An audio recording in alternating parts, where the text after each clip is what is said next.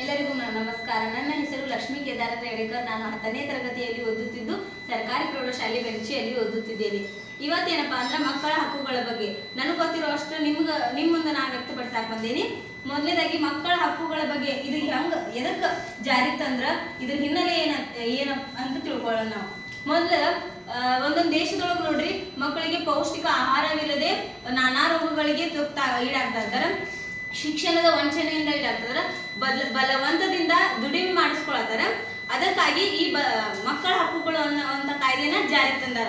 ಒಂದು ಮಾತೈತಿ, ಇಂದಿನ ಮಕ್ಕಳು ನಾಳಿನ ಪ್ರಜೆಗಳು ಅಂತ ಹೇಳಿ. ಆ ಮಾತಿನಂಗ ಎಲ್ಲಾ ಮಕ್ಕಳು ಪೌಷ್ಟಿಕ ಆಹಾರದಿಂದ ಇದು ಆಗ್ಲಿ, ಆಮೇಲೆ ಉತ್ತಮ ಶಿಕ್ಷಣ ಪಡೀಲಿ ಅಂತ ಹೇಳಿ ಈ ಮಕ್ಕಳ ಹಕ್ಕುಗಳು ಅನ್ನುವಂಥದ ಒಂದು ಕಾಯ್ದೆಯನ್ನ ತೆಗ್ದಾರ. 1959 ಈ ಮಕ್ಕಳ ಹಕ್ಕುಗಳು ಯಾವ್ಯಾವ ಅಂತ ಹೇಳಿ ಘೋಷಣೆ ಅಷ್ಟ ಮಾಡ್ಯಾರ. ಹಾಗಾಗಿ 1989 ಈ ಮಕ್ಕಳ ಹಕ್ಕುಗಳು ಅನ್ನುವಂಥ ಕಾಯ್ದೆ ನಮ್ಗೆ ಒಪ್ಪಂದ ಆಯ್ತು ಅಂತ ಹೇಳಿ ನಮ್ಮ ಭಾರತವೂ ಸಹಿತ ಹಿಡಿದು ಸುಮಾರು 190 ರಾಷ್ಟ್ರಗಳು ಈ ಒಪ್ಪಂದಕ್ಕೆ ಸಹಿಯನ್ನ ಮಾಡೈತಿ. ಇದು 1990 ನವೆಂಬರ್ 20ರಂದ ಈ ಒಂದು ಕಾಯ್ದೆಯನ್ನ ಜಾರಿಗೆ ತರಲಾಗೈತಿ. ಈ ಕಾಯ್ದೆಗಳು ಯಾವ್ಯಾವ ಅಂದ್ರ ಎಲ್ಲದಕ್ಕೂ ಒಂದು ಪ್ರಮುಖ ಅಂತ ಇದ್ದಿರ್ತೈತಿ. ಅಂತದ್ರೊಳಗ ಮೊದಲನೇದಾಗಿ ಬದುಕುವ ಹಕ್ಕು, ರಕ್ಷಣೆಯ ಹಕ್ಕು, ವಿಕಾಸ ಹೊಂದುವ ಹಕ್ಕು ಮತ್ತು ಲಾಸ್ಟ್ನೇದಾಗಿ ಭಾಗವಹಿಸುವ ಹಕ್ಕು. ಈ 4 ಪ್ರಮುಖ ಹಕ್ಕುಗಳು ಅಂತ ಹೇಳಿ ಮಾಡ್ಯಾರ.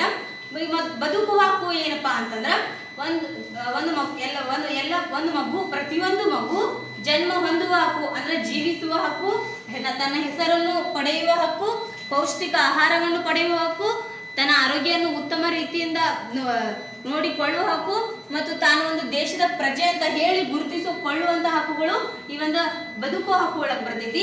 ರಕ್ಷಣೆಯ ಹಕ್ಕು ಒಳಗಂದ್ರ ಪ್ರತಿಯೊಂದು ಮಗು ದಬ್ಬಾಳಿಕೆ, ವಂಚನೆ ಮೋಸ, ಹಿಂಸೆ ಈ ಒಂದು ಇದಕ್ಕೂ ಅದು ಮಗು ಒಂದು ಬಲಿ ಆಗ್ತೈತಿ. ಅದ್ರ ಒಂದು ಎಲ್ಲಾ ಇದಕ್ಕೂ ಏನು ಅದಕ್ಕೆ ಮಗುವಿಗೆ ಏನು ಆಗ್ಬಾರ್ದು ಅಂತ ಹೇಳಿ ಈ ಒಂದು ರಕ್ಷಣೆ ಹಕ್ಕು ಅನ್ನುವಂಥದ್ದು ಇದು ಮಾಡ್ಯಾರ. ಮತ್ತೆ ವಿಕಾಸ ಹೊಂದುವ ಹಕ್ಕು, ಪ್ರತಿಯೊಂದು ಮಗು ಎಲ್ಲ ಮಕ್ಕಳು